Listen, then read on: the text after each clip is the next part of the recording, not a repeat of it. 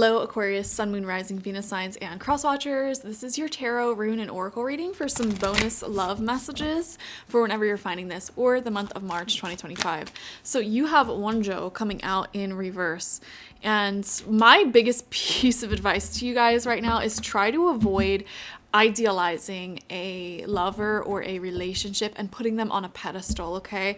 It is going to be so important for you at this time, Aquarius, to invest some time and energy into friendships and other relationships in your life. Do not isolate yourself and only focus on your romantic partnership, because it's just going to be so important for you to have a life outside of that relationship is what I'm seeing. And you know, the problem with putting a lover on a pedestal is that everyone is human at the end of the day, and everyone has their pros and cons, right? Everyone has their lights, the amazing things about them, and their shadows, the things about them that still need healing or may frustrate you, right? And that's totally normal in relationships. You know, our relationships are our biggest reflectors of what needs healing within ourselves. And a lot of the times people don't fully consciously see their own shadow side, whereas the people around them clear as day see their shadow side, the things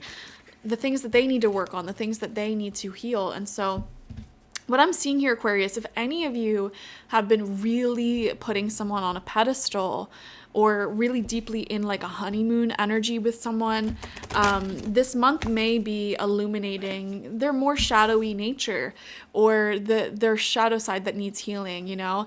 And that could be a hard fall from grace if you've been putting them on a pedestal, okay? So I just want to remind you of that. Try not to fall into codependent patterns. Make sure that you are looking at the people in your life from a realistic perspective and understand that everyone has their baggage. Everyone has their shadow side, and it can be very difficult in relationship to go from putting someone on a pedestal, idealizing them, and then finally being shown the reality of who this person is and what they have to offer. Something that I'm seeing here is that someone in the beginning of your relationship may have made themselves out to be a certain way, and the more you get to know them, the more you realize, okay, so that's not 100% who they are. You know, time really reveals who people are. Really, you know, and that's not necessarily always a manipulative thing. You know, sometimes people really feel more comfortable showing who they are as some months go by. And if any of you are in a relationship where it's been a few months, even a few years, it's like you're seeing this person a lot more clearly now, and whether or not you're compatible or not. And that's why there's so much advice out there that's saying, you know, to take your time in relationships, because it doesn't matter how upfront you are about your personality, you find out so much about each other as time goes on.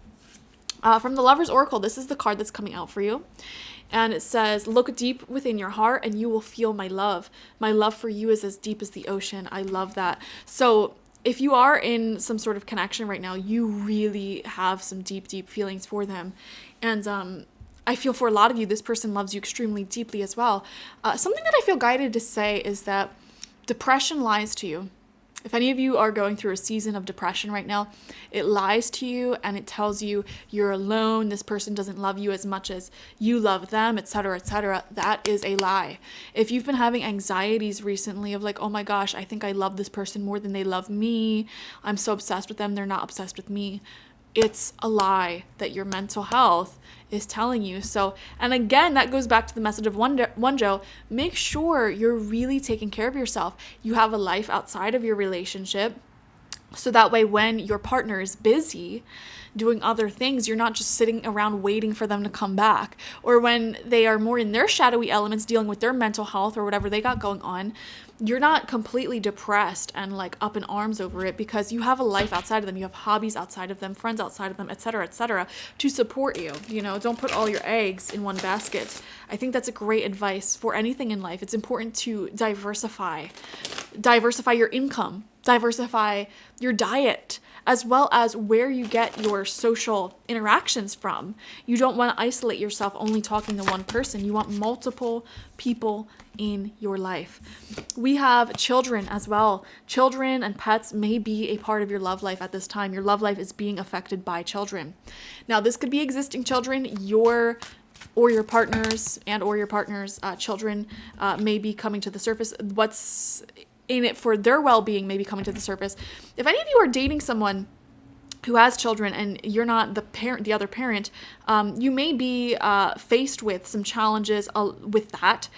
This could be like, where you live, for example, how much time they have to give the relationship versus their children. There's natural challenges that come with that, or vice versa. If you have children and your partner does not, or they have their own children or whatever. And even if you are both the same parents to the same children, it's like there's some things coming up around children. Even if you're with someone and you don't have any children, there may be discussions around, will we have children? What does our life look like? How much time do we spend with the children in our lives? That could be like nieces, nephews, grandchildren, etc. Seeing your children if they're adults, whatever. I'm seeing children and pets. There's a lot of discussions and I don't want to say issues, but just adjustments, deciding like how are we going to work through this together as a team with each other. For some of you, you may be coming to the realization like, yeah, this person has other responsibilities in their life that they need to take care of, and they may not always be there for me, and that's not a bad thing. They may be busy being a parent. They may be busy spending time with their grandchildren. They may be busy walking their dog every day. And, I can't be clingy, like overly needing that. Like if I have a little bit less time than I'm used to with this person, I need to be able to have other people I can rely on. And in fact, your first tarot card out is the Four of Wands in reverse, which actually shows a wedding here, but it really celebrates community, the people who we celebrate and mourn through life with our support system. All right. So when this is in reverse, it's saying you need to cultivate and create a stronger support system for yourself, a stronger life outside of this relationship and around this relationship.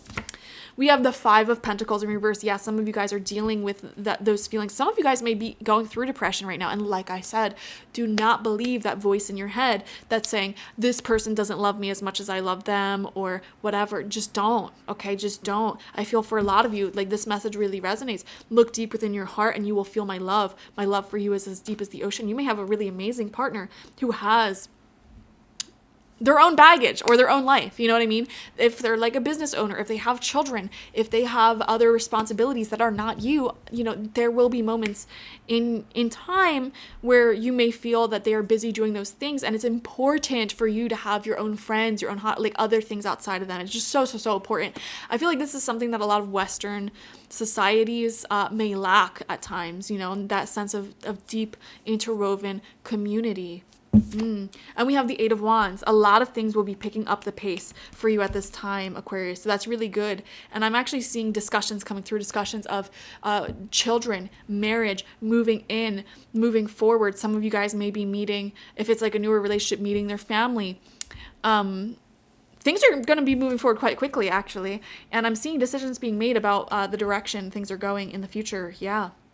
Which will make you feel good again. It'll really give you that reassurance, like, yeah, things are heading in the right direction. If you need clarity about the direction things are going in, just ask, just communicate that. Very beautiful. Thank you so much for joining me, Aquarius. Definitely watch for your sun, moon, rising, and Venus signs to get the fullest overview of your love messages. Like this video, comment how it resonated down below, and subscribe if you have not already. If you want a personal reading with me one-on-one, the link to that is always in the description box, spiritpsychic.org. I also offer my intention oils there, shamanic life coaching sessions there, as well as my online tarot reading course, so check it out. Bye-bye.